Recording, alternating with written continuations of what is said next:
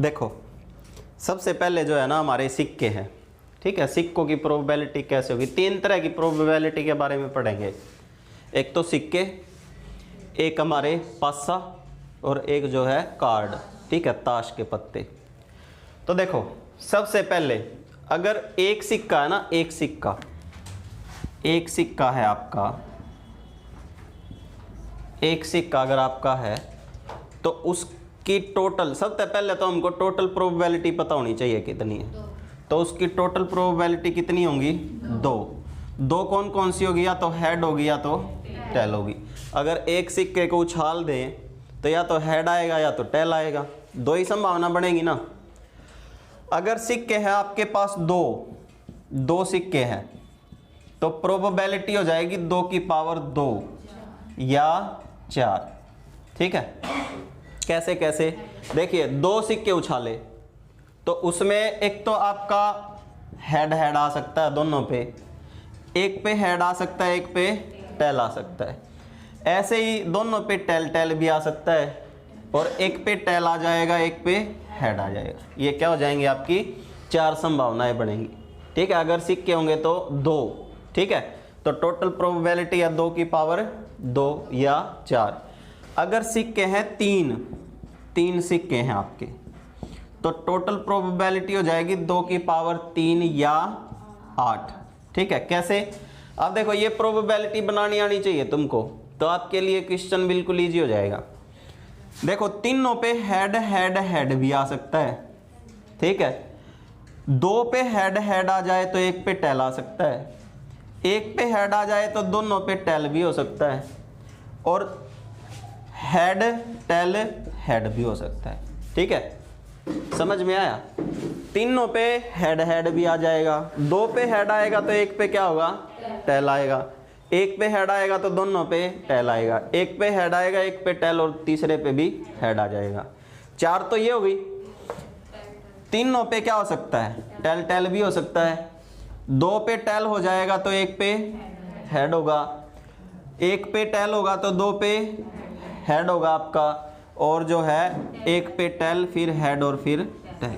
ये 8 प्रोबेबिलिटी आपकी क्या होगी, 3 वाले सिक्कों की, ठीक है। अगर सिक्के 4 हो जाएंगे तो 2 की पावर 4 हो जाएगा, 5 हो जाएंगे 2 की पावर 5 हो जाएगा, ऐसे बढ़ाते जाएंगे। नॉर्मली 3 सिक्कों तक ही आपसे पूछ लेता है। समझ में आया। अब देखो इसके क्वेश्चन कितने इजी होंगे हमारे लिए। अगर आपको ये समझ में आ गया ना तो आपके लिए क्वेश्चन बिल्कुल इजी हो जाएंगे।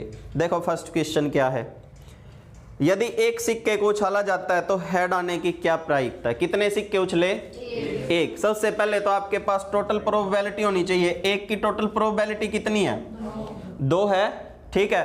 उसमें ये बोलता है हेड आने की क्या संभावना। मुझे पता है एक ही बार क्या हो सकता है, आपका हेड आ सकता है। तो टोटल प्रोबेबिलिटी कितनी होगी हेड आने की, 1/2। टेल आने की पूछे तब भी 1/2 होगी आपकी, ठीक है। एक सिक्का अगर उछलेगा तो टोटल प्रोबेबिलिटी कितनी हो जाएगी, 2, ठीक है। टोटल प्रोबेबिलिटी को हमेशा नीचे रखेंगे आप, ये याद रखो। क्लियर। आगे देखो, यदि 2 सिक्के उछाले जाते हैं तो दोनों पर टेल आने की क्या प्रायिकता है। अब की बार कितने सिक्के उछले, 2 उछलेंगे तो टोटल प्रोबेबिलिटी कितनी हो जाएगी, 4। अब ये बोलता है कि दोनों पे टेल आने की क्या संभावना है, यही है ना। दोनों पे टेल बताओ भाई कहां पे आ सकता है। ये सिर्फ एक ही कंडीशन है जहां पे दोनों पे क्या होगा, टेल होगा आपका।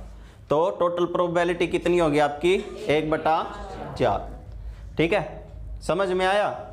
अगला देखो क्वेश्चन, यदि 2 सिक्कों को उछाला जाता है तो एक पर हेड व दूसरे पर टेल आने की क्या संभावना है। अब की बार कितने सिक्के उछले, 2। तो वही आपकी टोटल प्रोबेबिलिटी कितनी होगी, 4 ही होगी ना। 2 सिक्कों की टोटल प्रोबेबिलिटी कितनी है, 4। अब ये बोलता है एक पे तो हेड आना चाहिए, एक पे क्या आना चाहिए, टेल आना चाहिए। देखो एक तो यहाँ पे आएगा, एक पे हेड एक पे टेल, और एक यहाँ पे आएगा, एक पे हेड एक पे टेल। क्योंकि यहाँ पे दोनों पे हेड हो जाएगा, यहाँ पे दोनों पे क्या हो जाएगा, टेल हो जाएगा। तो इसका मतलब टोटल कितनी प्रोबेबिलिटी है, 2 प्रोबेबिलिटी है। 2 का मतलब कितना हो गया, 1/2, ठीक है, 1/2, ठीक है। तो टोटल कितनी प्रोबेबिलिटी हो जाएंगी, एक पे हेड और एक पे टेल आने की, 1/2, ठीक है। अगला क्वेश्चन है, अब की बार कितने सिक्के आ गए? 3। अगर आपके 3 सिक्के आ जाएंगे तो आपको टोटल प्रोबेबिलिटी पता है कितनी है? 8 है। ठीक है, 3 सिक्कों की टोटल प्रोबेबिलिटी है आपकी 8। अब ये बोलता है कि 3 सिक्के उछाल दे तो तीनों पर हेड आने की क्या संभावना है? बताओ भाई, कितनी बार आएंगे? एक बार आएंगे ना तीनों पे, क्योंकि यहीं पे ये एक ऐसी कंडीशन है जहाँ पे तीनों पे हेड होगा, बाकी कहीं पे भी तीनों पे हेड नहीं होगा। तो टोटल प्रोबेबिलिटी आपकी कितनी होगी? 1/8, जितनी हो सकती है ऊपर, टोटल को रखेंगे नीचे। क्लियर? उसके बाद है, यदि तीनों सिक्कों को एक साथ उछाला जाता है तो कम से कम एक पर हेड आने की क्या प्रायिकता है? कम से कम एक पर हेड आना चाहिए। कम से कम जब भी बोलेगा, कम से कम एक पर तो चाहिए ही चाहिए हेड।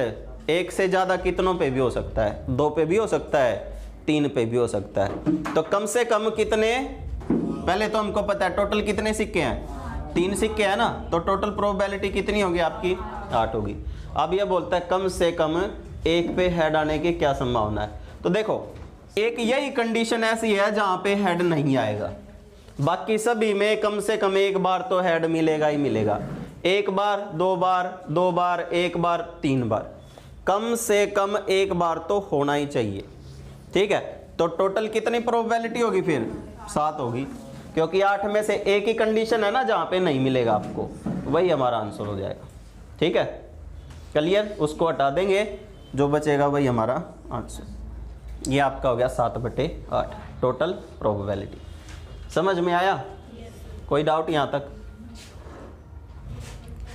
आगे है, यदि 3 सिक्कों को उछाला जाता है तो एक पर टेल आने की क्या संभावना? एक पे टेल आना चाहिए। कितने सिक्के उछले?